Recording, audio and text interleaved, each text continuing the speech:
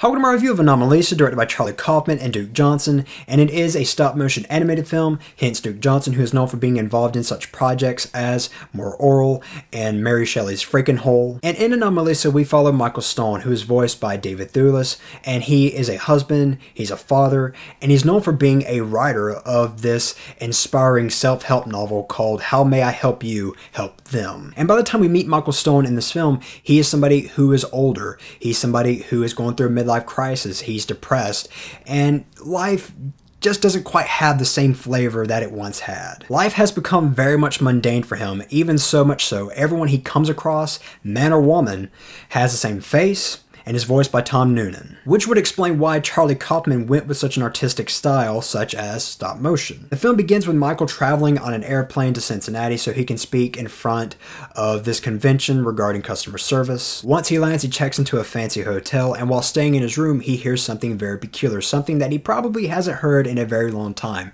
and that is a woman's voice. So once he does, he quickly runs out, starts knocking on all the doors to find out where this person is. Her name is, of course, Lisa. And Lisa is voiced by Jennifer Jason Leigh, and what's interesting about Lisa, other than her voice, is that she has a unique face. Out of everyone who appears in the film, to Michael, she's the unique one, hence the title Anomalisa. But in the audience's point of view, or perhaps I'm just speaking for myself, she really doesn't have any kind of quality that stands out about her. She doesn't really possess any kind of real skill, she can't seem to save her life, and worst of all, and this is by far the worst part about her, is that she has the intelligence and the mental state of an insecure high school girl who constantly berates herself. But even with all that said, Michael falls head over heels in love with her and cannot resist her even a little bit. So from that point forward, they do begin a romance, and that's really all you need to know going into the film. So as I've already stated, Anomalisa is written and directed by Charlie Kaufman, and Charlie Kaufman is known for writing such films as Being John Malkovich, as well as Eternal Sunshine of a Spotless Mind. And he's also known for writing and directing one of the most depressing films that I think I've ever seen in my entire life, and that is Synecdoche, New York.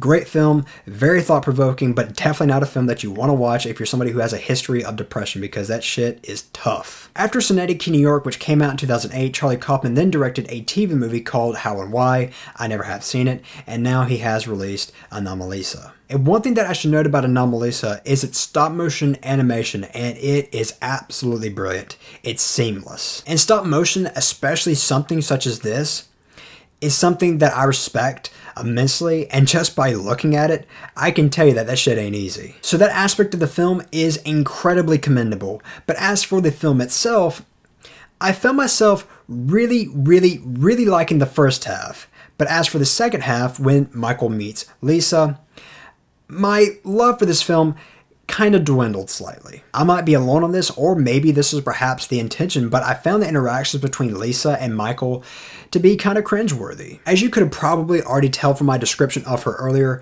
I was not a big fan of the character Lisa. I actually found her to be kind of obnoxious, and by watching their interactions, Lisa and Michael's, I actually ended up disliking Michael too. At first I kind of sympathized with Michael, but the more time I spent watching them interact, the more I saw Michael as a sad, pathetic, yet self-absorbed man who is a bit of a creeper. And granted, the film never once asks the audience to sympathize with anybody in this film. It's just kind of a very personal gripe of mine, or at least it's something that keeps me from loving this film like everyone else has. So as far as characters go, unfortunately, I did leave the film somewhat cold. However, and this is probably the best thing about this film for me, is that it's a movie that will definitely provoke in-depth discussions between people. It's a pretty simple film to follow, but it's a film that is laced with a lot of intricate undertones that will help everyone who watches this film debating, exchanging his or her perceptions, analysis about the message that this film is trying to convey. Like Synecdoche, New York, although I don't think this film is quite as complex as Synecdoche, New York, this film will make you think. Overall, Anomalisa is a movie that I do recommend if you're somebody who has not seen it already. Check out the film. Form your own opinion. As far as my rating is concerned, I was pretty perplexed as to how I was going to rate this thing.